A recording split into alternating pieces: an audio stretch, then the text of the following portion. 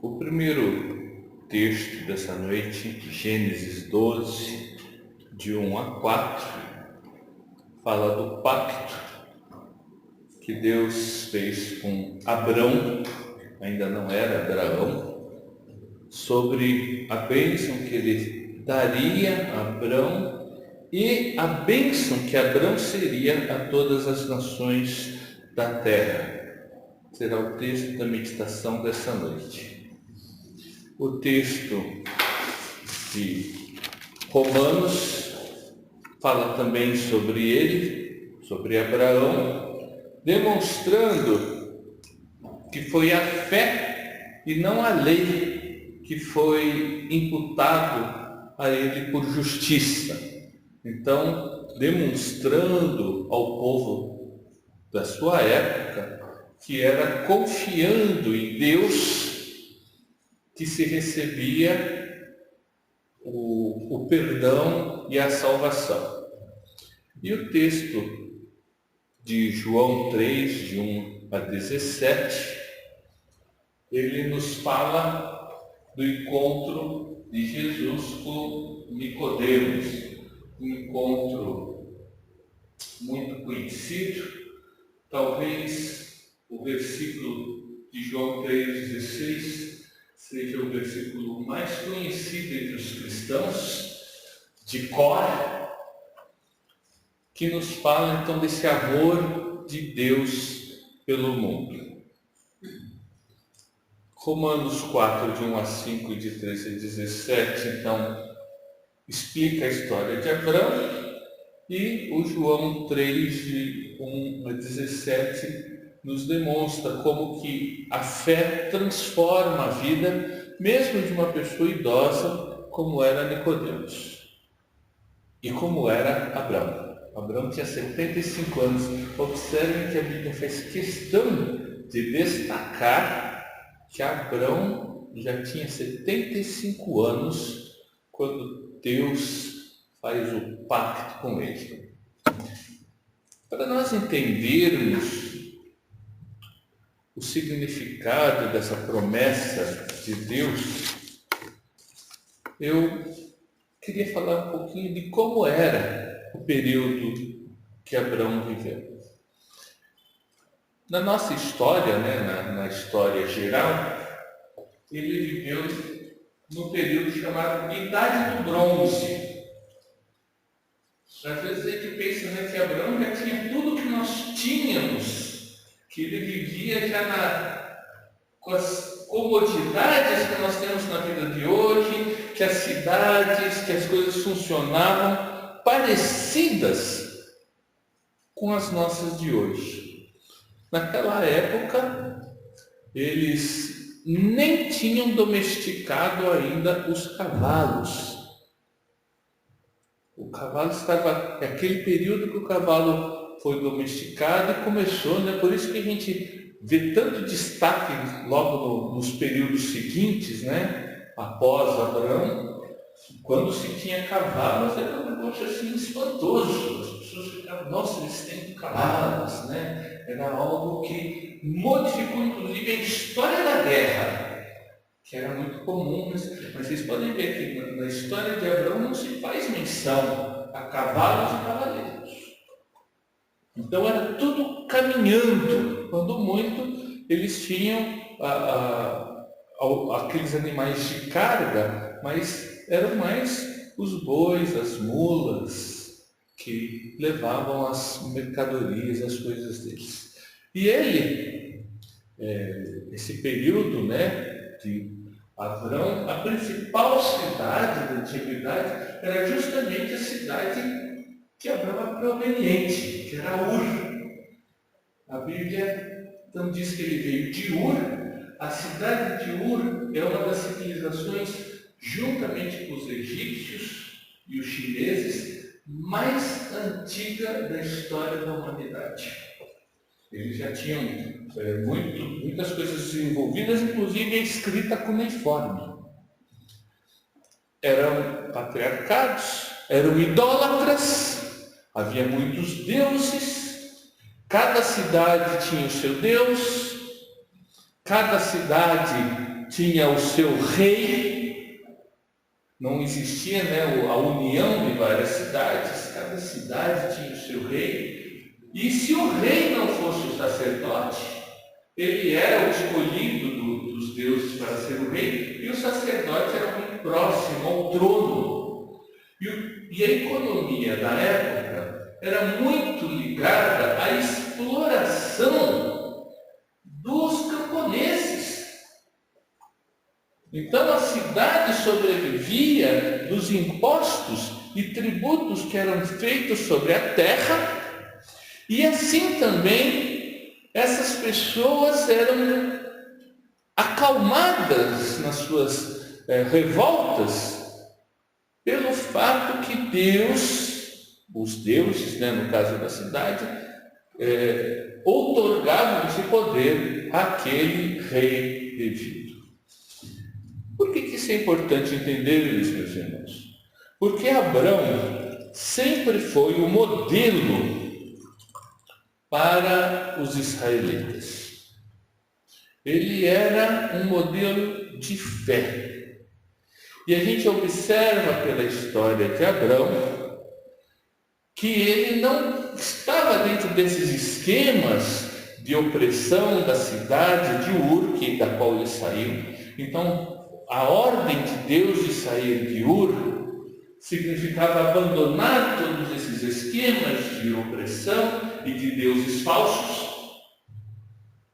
E ali, então, entrava o exemplo que repercutiria por todo o período dos reis de Israel. Se olharmos na história dos reis de Israel, nós veremos que muitos deles se afastaram de Deus, oprimiram o seu povo, oprimiam os camponeses com aquelas tarefas que eles tinham que cumprir para servirem ao palácio. A gente não entende muito como isso funciona hoje, mas é assim, todas as pessoas, os homens, eles tinham que dar um mês do ano para fazer tarefas de graça para o palácio.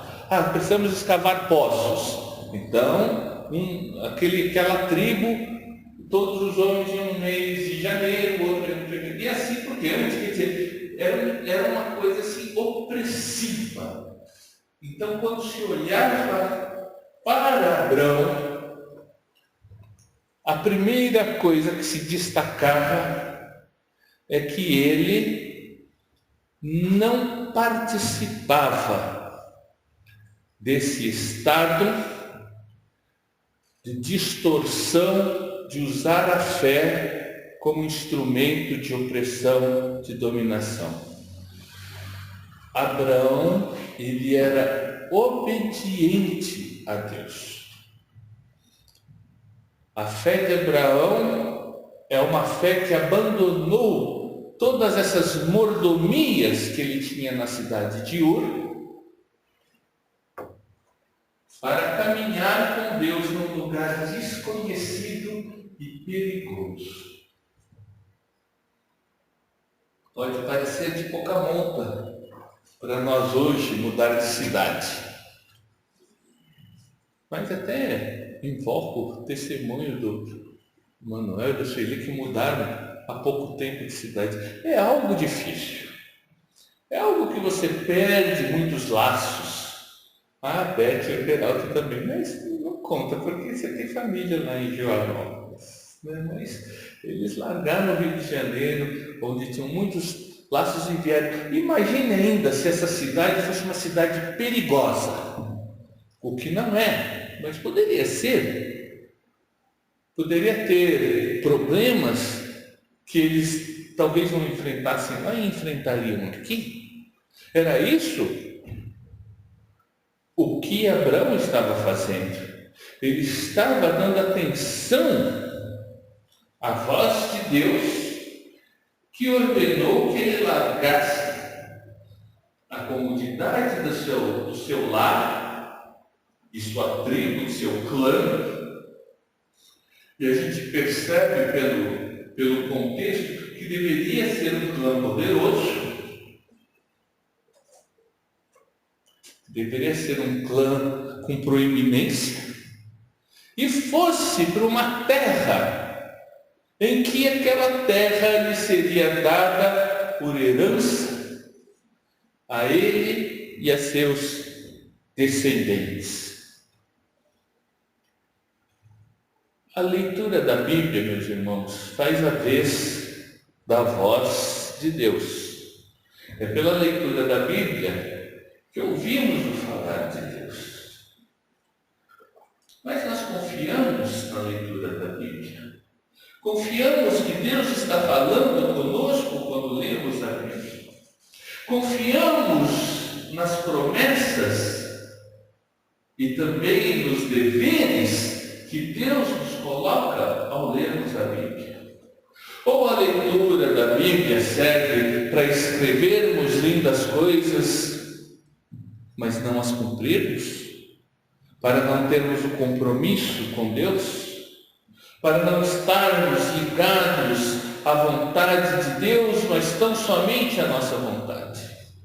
Uma vez, um jovem falou isso para mim, que ele estava reclamando, dos estudos bíblicos. Ele falou assim: eu às vezes acho que meus amigos vêm na igreja só para ouvir o que interessa.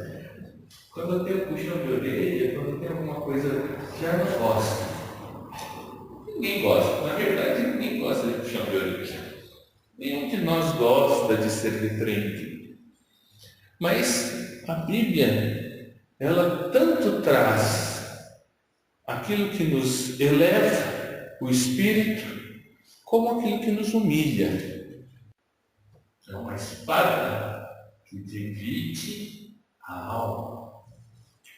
Então, ao mesmo tempo que ela nos exalta, ela também pode nos humilhar.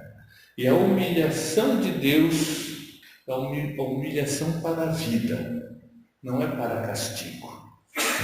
O texto que nós lemos de João nos diz isso no final. O Filho do Homem não veio para nos condenar, mas para nos salvar. Ainda dentro daquele pensamento da opressão que acontecia em Ur, a gente percebe que a obediência de Abraão é uma obediência que confia. A fé é uma fé que confia. Mas diferente do que é pregado hoje. Hoje as pessoas confiam que a sua fé vai realizar coisas. Então, se eu crer, eu vou conseguir mudar de emprego. Se eu crer, eu vou fazer isso, eu vou fazer aquilo. E a fé de Abraão era crendo que Deus ia realizar coisas no seu momento. Quando que eles receberam a terra de Canaã? Alguém sabe me dizer? Foi na época de Abraão?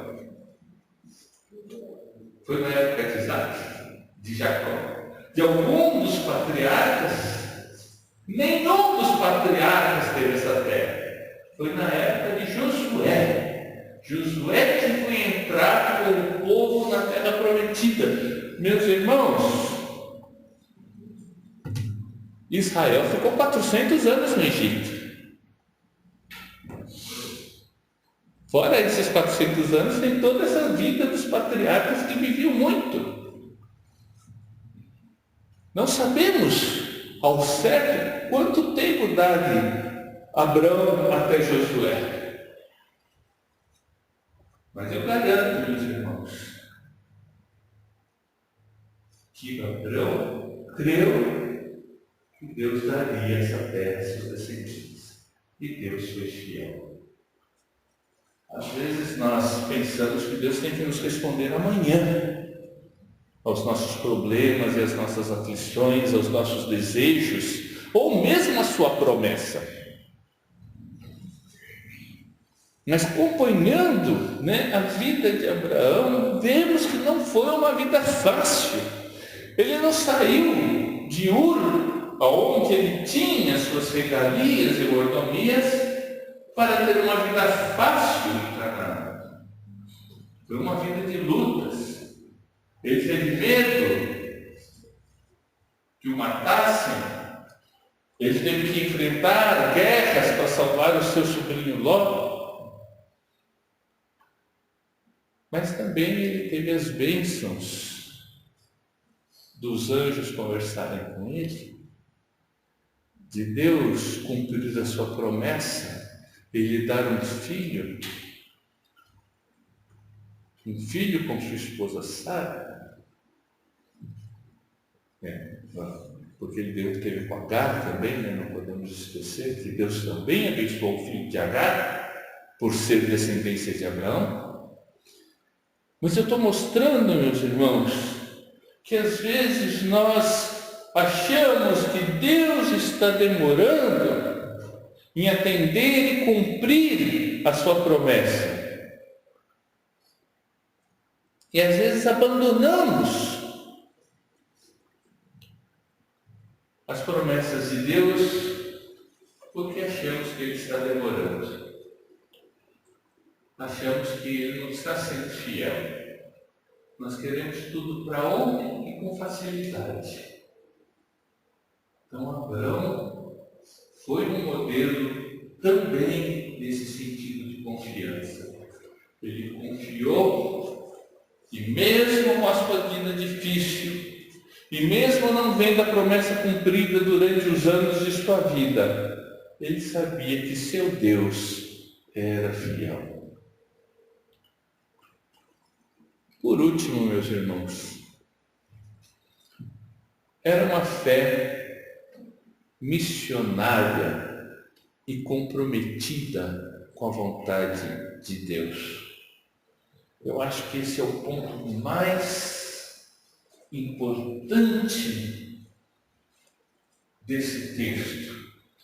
4 versículos pequenos até, mas com um teor, com um conteúdo muito profundo.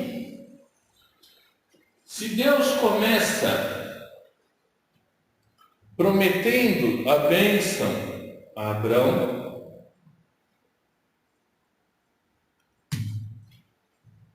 é uma bênção que ele fala que fará de Abraão uma grande nação, quer dizer, é a promessa do Estado, do reino de Israel que vai acontecer com Saul e depois com Davi e sua descendência. Quer dizer, tem essa dimensão de Deus ter prometido estabelecer a grande nação, mas depois ele fala assim: olha, eu abençoarei os que te abençoarem, eu abençoarei os que te abençoarem.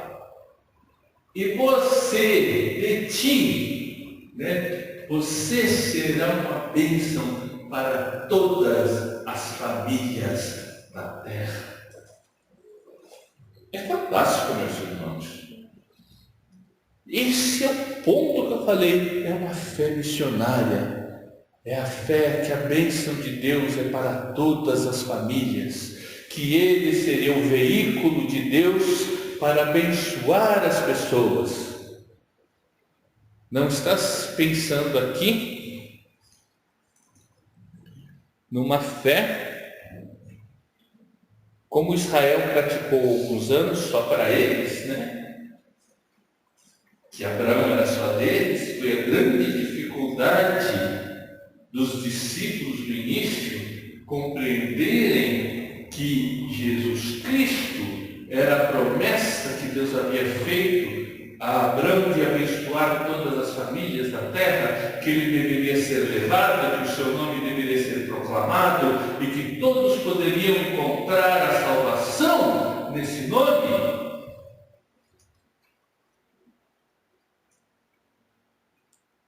Através desse ato de Abraão, um ato de fé. Quase 2000 anos depois veio Jesus Cristo. Abraão está situado entre o século XV e o século XX a.C. Como eu disse, não se tem a precisão da época dele, mas é nesse período. Então vocês imaginem, a promessa realmente se cumpriria plenamente quase 2000 uma fé missionária, uma fé que confia e uma fé que obedece. Meus irmãos, é impressionante nos dias de hoje que o pacto com Deus